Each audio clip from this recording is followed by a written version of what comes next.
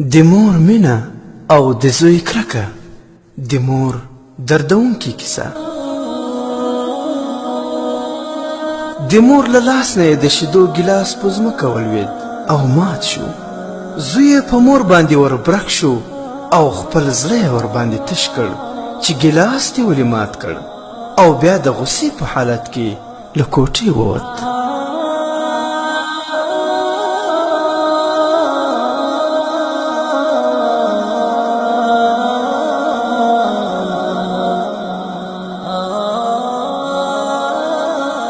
مور چې د زوی غصه ولیده، نو د خپل زوی د ماشومتوب دوره یې د فلم په څیر ذهن کې راتېره شوه. د خپل زوی ماشومتوب او ځوانۍ باندې یې زغرنګ د نظر تیر کړ او ډېره خفه شوه. بالاخره کاغذ او قلم یې پر رېږدېدلي لاس راواخیستل او خپل زوی ته یې یو پیغام د اوښکو په باران کې ولیکه او بیا کټ کې ویده شوه.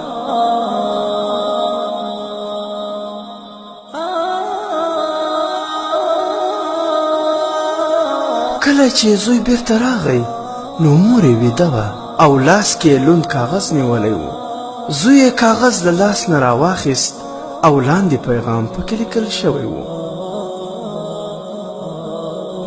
زما ګرانه زویه، زما د سترګو توره، زما د زړګي سره، زه ډېره بښنه غواړم چې ستا په مخ کې مې ګیلاس مات کړ، مګر یوه خبره مې په خلاصو غوږونو باندې واوره. ما قصدن ګیلاس مات نه کړ، بلکې زه اوس بوډۍ شوی یم. ورځ تر بلې مې بدن کمزوری کیږي، د سترګو نظر مې کمیږي، لاسونو او پښو کې مې هیڅ قوت نشته. زما لاسونه ریږدي، مړۍ چې خولې ته پورته کوم په سینه مې رالویږي. د ځوانۍ په شان خپل کالي پاک نشم ساتلی، تر څو چې خوشبویې استعماله کړم او خپل نظافت ته پاملرنه وکړم.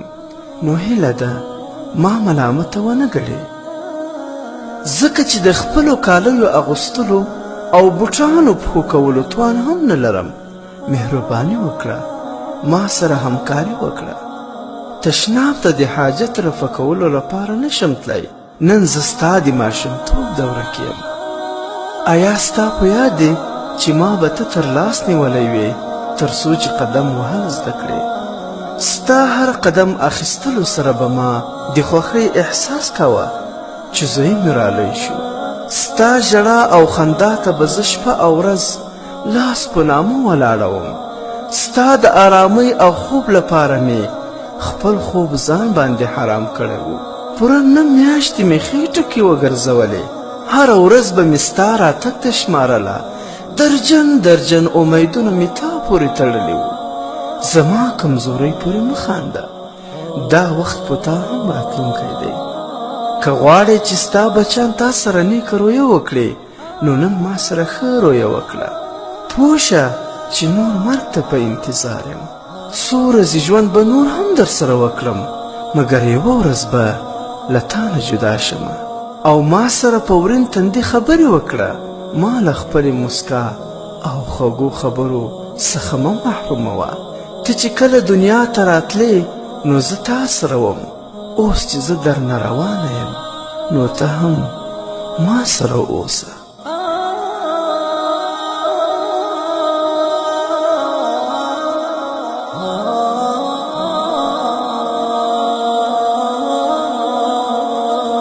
زوی چې د مور پیغام ولوست، نو په خپله تېروتنه ډېر پښیمانه شو.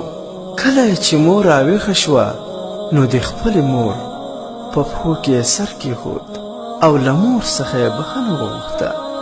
د خپلې مور خدمت ته یې ملا وتړله.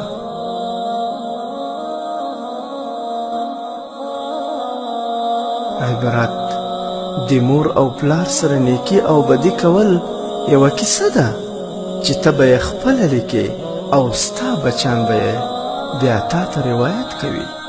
نو اوس خوښه ستا ده که ځان لپاره ښه رویه خوښوې، او که به ده څه چې کرې هغه به ریبې.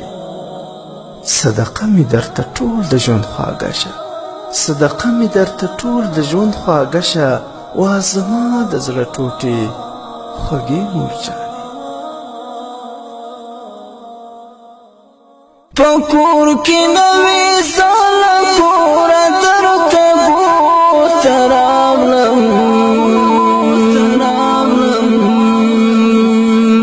مورې راپاڅېږه څو اوښکې مې ډالۍ راوړي کال دې پوره شو ډېر غریب دی مورې واسنوه ستا نازولې زوی وړې وړې سلګۍ راوړي ستا خړ پړ قبر ته ولاړ یم غږ مې اورې که نه مور جانې تا ته مې د ژوند ترخه قصه کوله مورې تازه په دې سپېره نړۍ کې چاته پرېښوم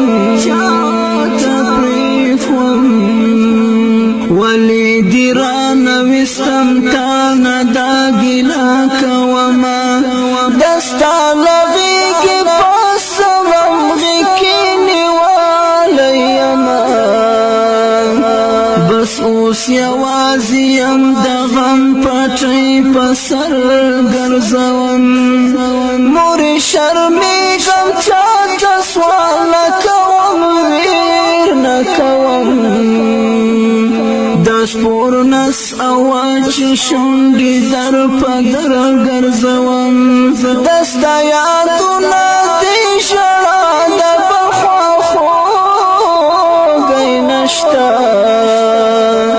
نور زبې څوکه یمه نور زبې له تا نه یمه په همدې تمه باندې پایم چې الله لرمه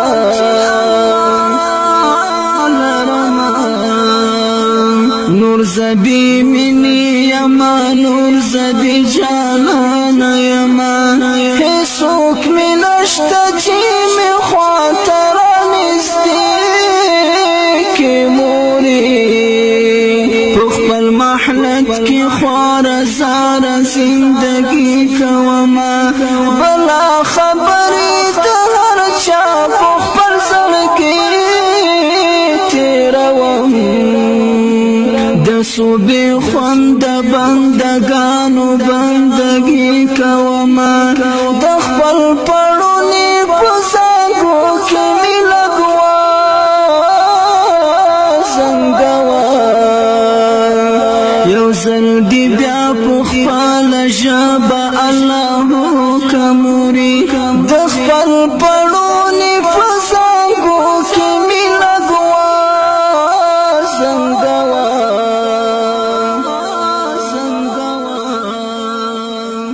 یو ځل دې بیا په خپله ژبه الله که مورې. قدرمنو اوریدونکو زموږ د فیسبوک پاڼه حکایات مصنوي شریف د ثواب په خاطر در سره لایک او شیر کړئ.